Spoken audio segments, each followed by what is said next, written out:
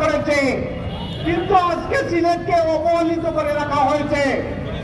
আমাদের দুইবারের মেয়র জনাব আরিফুল হক চৌধুরী আজকে যে উদ্যোগ নিয়েছেন, আমরা এই উদ্যোগকে স্বাগত জানাই এবং সিলেটবাসীকে আহ্বান জানাই, আসুন সিলেটের সকল বৈষম্য দূর করার জন্য আমরা এই অবস্থান কর্মসূচি পালন করি এবং সরকারকে আলটিমেটাম দিতে চাই, অবিলম্বে সিলেটের সকল দাবি দেওয়া যদি মেনে না নেওয়া হয়, সিলেটবাসীকে আটকায় রাখার কোন সুযোগ নাই।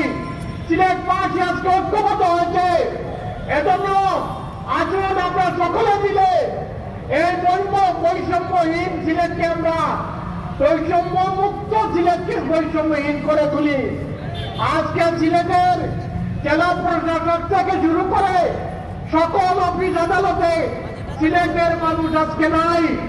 আজকে অন্যান্য জায়গার লোকেরা আজকে আসিয়া আমাদের সকল অফিস আদালত দখল করে নিয়েছে। আমরা আজকের এই অবস্থান থেকে এই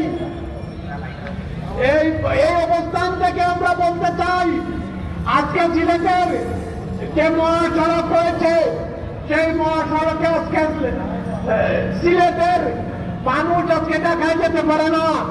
সিলেট মহাসড়কে অত্যন্ত মারাত্মকভাবে আধা খন্দকে ভর্তি হয়ে গেছে, কিন্তু সিলেটের কোনো উন্নয়ন হচ্ছে না।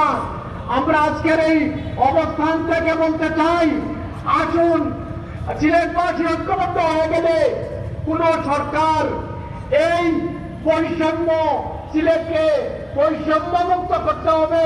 সিলেটের জন্য আমরা জীবন দিব, তবুও আমরা সিলেটের জন্য আমরা অবস্থান কর্মসূচি সহ সকল আন্দোলনে আমরা ঐক্যবদ্ধভাবে আমরা অবস্থান কর্মসূচি থেকে পরবর্তী আমরা কর্মসূচি গ্রহণ করব।